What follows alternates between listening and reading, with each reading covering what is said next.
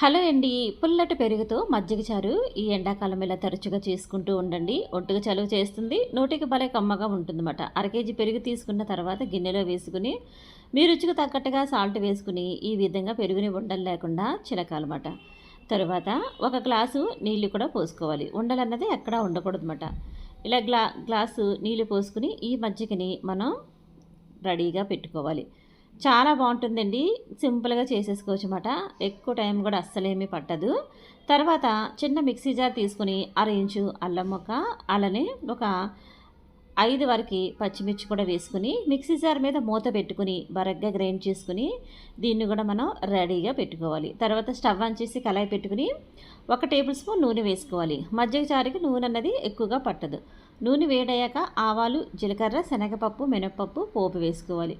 పోపు వేసుకుని పోపుని మనం ఎర్రగా వేయించుకోవాలి దోరగా. అప్పుడే మనకి రుచిగా ఉంటుందండి మజ్జిగ చారు అన్నది.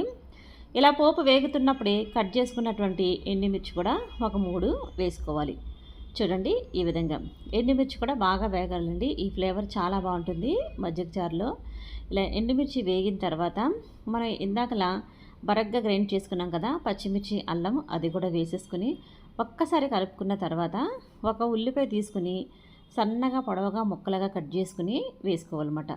ఉల్లిపాయ ముక్కలు కూడా మనకి ఎక్కువగా వేయించుకోవసరం లేదు మజ్జిగ చారుకి. జస్ట్ మనకి కాస్త మగ్గితే సరిపోతుందన్నమాట. చూడండి ఈ విధంగా. తర్వాత ఒక రెబ్బ కరివేపాకు కూడా వేసుకోవాలి. చూడండి కరివేపాకు కూడా వేసుకున్న తర్వాత దీన్ని కూడా మనం వేయించుకోవాలన్నమాట. ఒక్క నిమిషం పాటు వేయించుకున్న తర్వాత ఒక పావు టేబుల్ స్పూన్ అంతా పసుపు వేసుకోవాలి. పసుపు కూడా ఎక్కువ పట్టదు. చాలామంది పసుపు అన్నది ఎక్కువగా వేసేస్తారండి. అంత ఎక్కువగా మనకి పసుపు అన్నది పట్టదు. ఒక పావు టేబుల్ స్పూన్ చూడండి ఇలా పసుపు వేసుకుని పచ్చిదనం పోయేంత వరకు కూడా కొద్దిగా సేపు వేయించుకుని వెంటనే స్టవ్ ఆఫ్ చేసేయండి. స్టవ్ ఆఫ్ చేసేసుకున్న తర్వాత మనం ముందుగా రెడీగా పెట్టుకున్నటువంటి మజ్జిగని వేసేసుకోవడమే ఈ పోపులు. అంతేనండి, ఎంతో రుచిగా ఉండే మజ్జిగ చారు రెడీ అయిపోయినట్లే. చివరిగా చిన్నగా కట్ చేసుకున్నటువంటి కొత్తిమీరని వేసేసుకుని స్టవ్ ఆఫ్ చేయడమే. మీరు సాల్ట్ చూసుకుంటే తగ్గింది అంటే ఇప్పుడే వేసుకోవచ్చు అన్నమాట. చాలా చాలా బాగుంటుంది. ఏదైనా వేపుడు చేసుకునేటప్పుడు చక్కగా ఇలా మజ్జిగ చారు పెట్టుకుని తినేయచ్చండి. ఈ సమ్మర్కి తరచుగా చేసుకుంటే ఒంట్లో వేడి కూడా తగ్గుతుంది. నోటికి కూడా భలే కమ్మగా ఉంటుందన్నమాట. చూడండి కొత్తిమీర కూడా ఇలా చివరిని వేసేయండి. కాస్త వేసేసుకుని ఒక్కసారి కలుపుకున్న తర్వాత స్టవ్ ఆఫ్ చేసేస్తే సరిపోతుంది.